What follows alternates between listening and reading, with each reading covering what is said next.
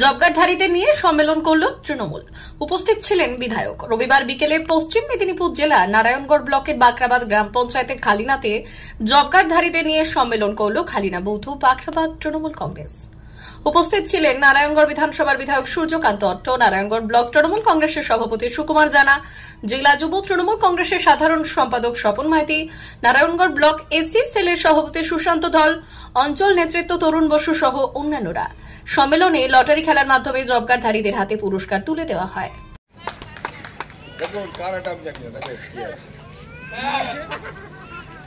তপতি দাস প্রথম পুরস্কার।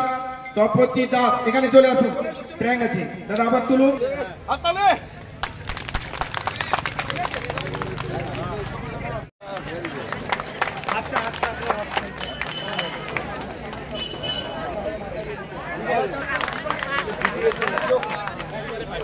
কংগ্রেসের অনেক ঠেলাঠেলি করেছিল দিল্লিতে পুলিশ লাগিয়ে, তো আমরা কিন্তু সেদিন টিভিতে দেখেছিলাম কি অত্যাচার করেছিল আমাদের মন্ত্রীদের, বিধায়ক সাহেবকে, সমস্ত তৎসহ যারা আন্দোলনে গিয়েছিলেন সাংসদ, কিন্তু তাতেও আমরা কিন্তু টনক লড়েনি, আমরা কিন্তু ছেড়ে কথা বলিনি, আমাদের আন্দোলন কিন্তু জারি আছে। তা এত কিছু যে পুরস্কার রয়েছে প্রথম থেকে আমরা উৎসাহিত করে এসেছি, আজও করে যাচ্ছি, আগামী দিনও হবে। আপনারা শুধু সহযোগিতা করবেন, সহযোগিতা হাত বাড়িয়ে দিবেন, দেখবেন সবসময় কিন্তু এই আন্দোলন চলবে। কেন্দ্রীয় সরকারের জনবিরোধী নীতির বিরুদ্ধে লড়াই চলবে। যোজনার পানির টাকা। সুতরাং আজকে দিদি কথা দিলে কথা রাখে, এটা বাংলার সমস্ত মানুষ জেনে গেছে। সুতরাং সামনের দিনে আমাদের লড়াই, সেই লড়াইতে ব্রতী হওয়ার জন্য আমাদের আজ থেকে প্রস্তুতি শুরু হয়ে গেছে। তো সেই জন্য সুশান্ত বলেছিল যে আগামীকাল আমাদের 3টি পর্যায়ে যে জোন আমাদের মিটিং রয়েছে, 3টি পঞ্চায়েত সমিতি রয়েছে, একটি করে জগন্নাথ মন্দির আমাদের বাংলার, পরবর্তী সময় আমাদের আরেকটি সাল জোড়াতে মিটিং রয়েছে। এভাবে একটি পঞ্চায়েত সমিতিকে নিয়ে আমরা বসবো। আমাদের অভিষ্ট লক্ষ্য কি?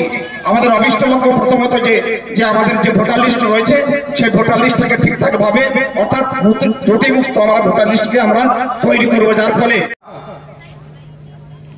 গ্রাম বাংলার গরিব মানুষদের 100 দিনের কাজ করিয়ে টাকা প্রদান করেনি।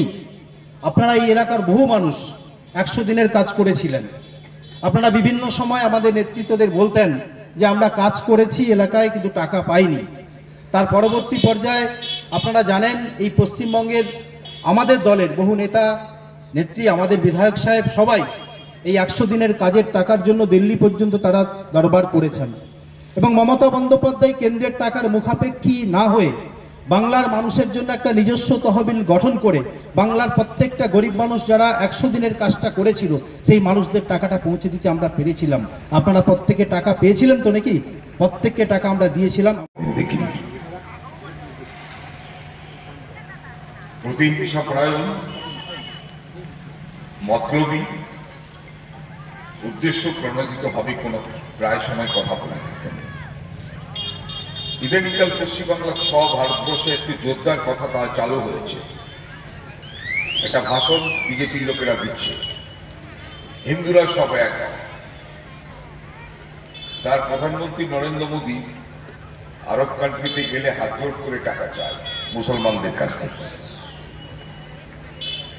আবার দিল্লিতে গেলে এবং আমেরিকা বা ব্রিটেনে গেলে সেখানে মাথা নিচু করে বলে আমি সবাইকে নিয়ে চলব। আবার বাংলাদেশ যখন প্রতিবাদ করে বাংলাদেশের কাছে ক্ষমা চায়, আর দিল্লির বিমানবন্দরে নেমে তার কর্মীদেরকে বলে আরএসএস বলেছে হিন্দুদের কথা বলতে, তবে গিয়ে বিজেপি জিতবে, না হলে জিতবে না। ঠিক এই ধরনের একটা ছলনা তৈরি করে তারা ভারতবর্ষের রাজনীতিতে টিকে থাকতে চায়। একটা দেশের প্রধানমন্ত্রীর কাছ থেকে একটা দেশ অনেক কিছু প্রত্যাশা করে।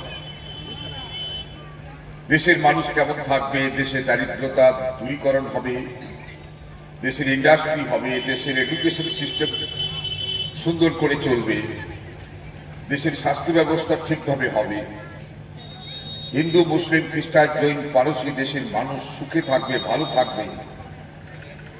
আপনারা বলুন, অদ্যাবধি আজ 2014 সাল থেকে অদ্যাবধি ভারতবর্ষের প্রধানমন্ত্রী থাকাকালীন বহু সাংবাদিক আছে, জিজ্ঞেস করবেন ভারতীয় জনতা পার্টির নেতাদের যে কতগুলো হসপিটাল, এইমস হসপিটাল তৈরি করতে পেরেছে। পঞ্চায়েতে সদস্য হই, তখন একটা উদ্যোগ নিয়েছিলাম যে 100 দিনের কাজকে মানুষকে কাজে লাগাতে হবে, মানুষ যাতে বেশি পরিমাণে কাজ পায়, কাজ করে পরিবারের আর্থিক অবস্থা ভালো হবে, তাই আরম্ভ করেছিলাম 2013 সালে। যাই হোক, 13তম বছরে পদার্পণ করছে, মানুষ কাজের সঙ্গে খুবই উৎসাহিত।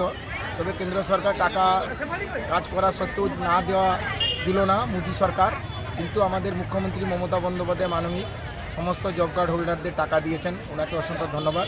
তবে আমরা প্রত্যেক বছর এই জব কার্ড হোল্ডারদের নিয়ে, যারা 100 দিনের কাজ শ্রমজীবী মানুষ, তাদেরকে নিয়ে আমরা সম্মেলন করি। প্রত্যেক বছর মার্চের একদম শেষ উইকে আমরা এই সম্মেলনটা করে থাকি। আমাদের মধ্যে উপস্থিত হয়েছেন আমাদের নারায়ণগঞ্জ বিধানসভার বিধায়ক সম্মানীয় সূর্যকান্ত দত্ত মহোদয় উপস্থিত ছিলেন। উপস্থিত রয়েছেন আমাদের তৃণমূল কংগ্রেসের ব্লকের সভাপতি সুকুমার জেনা মহোদয়, প্রধান সাহেব প্রদীপ ঘোড়াই, সঙ্গে রয়েছেন আমাদের স্বপন মাইতি মহোদয়, যুব সভাপতি। সবাইকে ধন্যবাদ জানাচ্ছি এবং সমস্ত জব কার্ড হোল্ডার আমাদের এই সম্মেলনে অংশগ্রহণ করার জন্য সবাইকে অসংখ্য ধন্যবাদ জানাচ্ছি। একটা নতুনত্ব দেখা গেল লটারি খেলা, এটা সচরাচর দেখা যায় না, সম্মেলন বহু জায়গায় হয়, এটা নিয়ে কি বলবেন? এটা উৎসাহিত করার জন্য এই ধরনের কর্মসূচি আমাদের আজকে যে এই সম্মেলন, সবাই কিন্তু আর্থিক সাহায্য যে যতটা পারেন সবাই সাহায্য দিয়ে কিন্তু আমরা প্রথম থেকে করে আসছি। এটা কোনো যে একজন ব্যক্তি পুরো টাকাটা দিয়ে করছে তা নয়, সবাইকে সাহায্য সহযোগিতা করে এই ধরনের লটারির মাধ্যমে এটা আনন্দ উৎসব আকারে আমরা পালন করি। আমরা গরিব মানুষ, তারা জব কার্ড হোল্ডার, তাদেরকে উৎসাহিত করার জন্য এই সম্মেলন এবং এই পুরস্কার বিতরণ অনুষ্ঠান। কি নাম আপনার? আমি সুশান্ত ধল, নারায়ণগড় ব্লক এসসি ওবিসি সেলের সভাপতি। অমর অটোমোবাইল এখন আপনার প্রিয় শহর দাঁতনে। ইয়ামাহা কোম্পানির সমস্ত ধরনের মোটরবাইক নিতে আজই চলে আসুন অমর অটোমোবাইলে। আমাদের ঠিকানা দাঁতন কালীচর্দি হাট, দাঁতন হাসপাতালের কাছে। আমাদের এখানে পাবেন ইয়ামাহা কোম্পানির সমস্ত রকমের মোটর বাইক। প্রতিটি মোটর বাইক কেনাকাটার উপর থাকছে বিশেষ ছাড়। আমাদের ওপর একটি শাখা রয়েছে খাকুরদা ধনেশ্বরপুরে। মোটর বাইক কিনতে আজই চলে আসুন অমর অটোমোবাইলে। যোগাযোগ 9547232150 অথবা 6296512188।